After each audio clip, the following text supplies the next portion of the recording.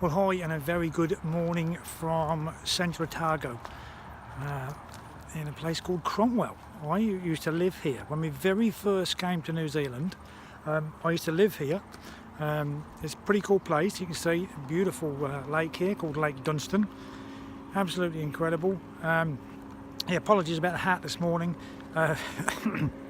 It's extremely hot here, and we've got a little bit of road noise over the back there, but nothing. Oh no, it's not road noise. Is it road noise or is it road noise? No, it's boat noise. Boat noise is always good noise. Anyway, I thought I would make this quick video in response to. I'm going to hold on here in the shade of these trees for a minute. I thought I'd make this quick video in response to a post that was put on about stop taking and about making a video solely dedicated to stop taking and sort of identifying and that sort of thing. I've been thinking about this. I like to think about things before I respond, and I've been thinking about it for a couple of days. What I could say, what could be the best thing that I could say to offer you some assistance. And it came to me that most of our trades that we put on are going to fail, or hopefully not as you get more and more experienced, but generally speaking, we get drawn into trades that we shouldn't be in. Even if you're experienced a trader, you get drawn into those trades that you shouldn't be in. And why? Why is that? Well, first off, we're manipulated by the chart itself, the form that the chart takes, as opposed to the content. Very important. So what I want you to do is to think about that manipulation. Think about when you're ready to take a trade. First off, why is it that you feel compelled at this moment to actually take this trade? What is it about it that's saying, yes, yes, yes, I've got to buy, or yes, yes, yes, I've got to sell? That very act of itself, becoming conscious of that level of awareness as to just what you're thinking about when you're looking at a market, is extremely powerful. Let me explain why. If you are thinking this, you're thinking about, okay, so you're thinking about getting a trade, you're coming along and then you feel this urge, this compelling urge to actually trade, the first thing to do is to stop and ask yourself, what would happen if I didn't take the trade?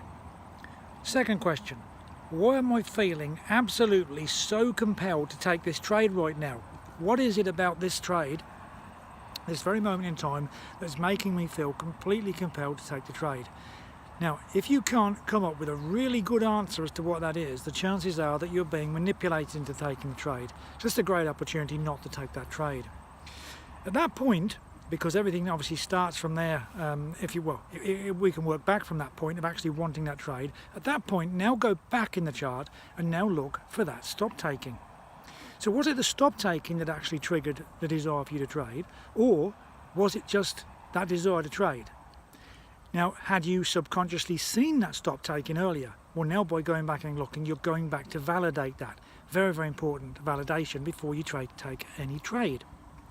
Okay, so what we've got now is we're getting that urge to trade, we're thinking about why did that trade come, and now looking back in the chart and we're looking for that stop take. Now, of course, the confusion over stop takes, as we saw, are very easy to see after the event, as in all trading, very easy to see after the event.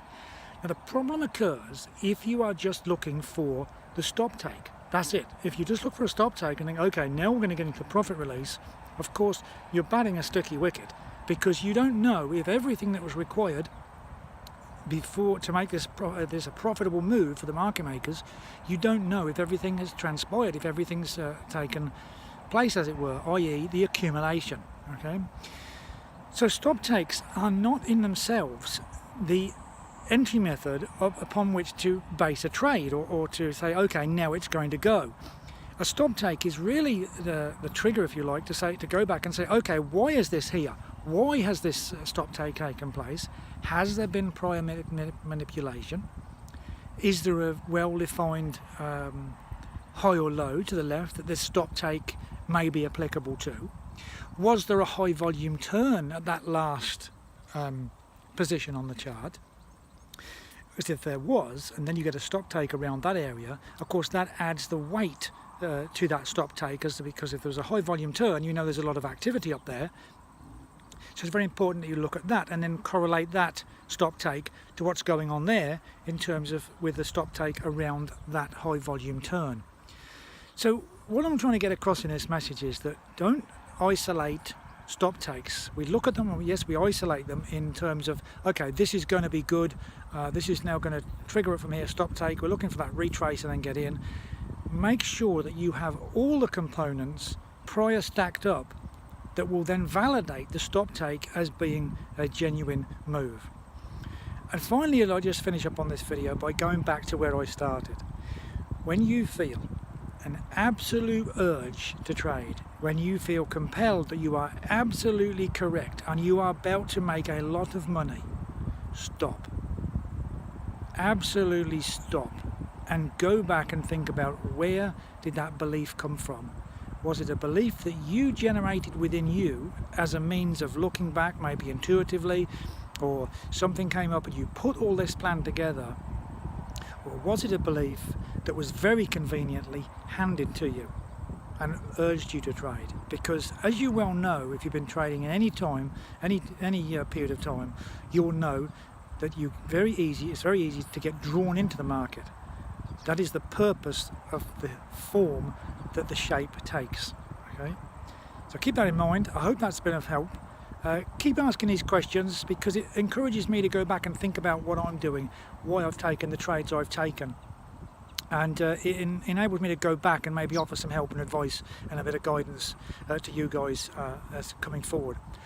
Okay, so goodbye from Lake Dunstan. As you can see, I don't know if you can actually see, let's go back. I think Denise is sitting right out on that corner there fishing. I have just caught a salmon, I really have, but it was only a very, very small salmon. Well, not that small, but you know, too small to take away. So anyway, and goodbye from Lake Dunstan. I will catch up with you very soon on the next video. Have a great day. Speak soon.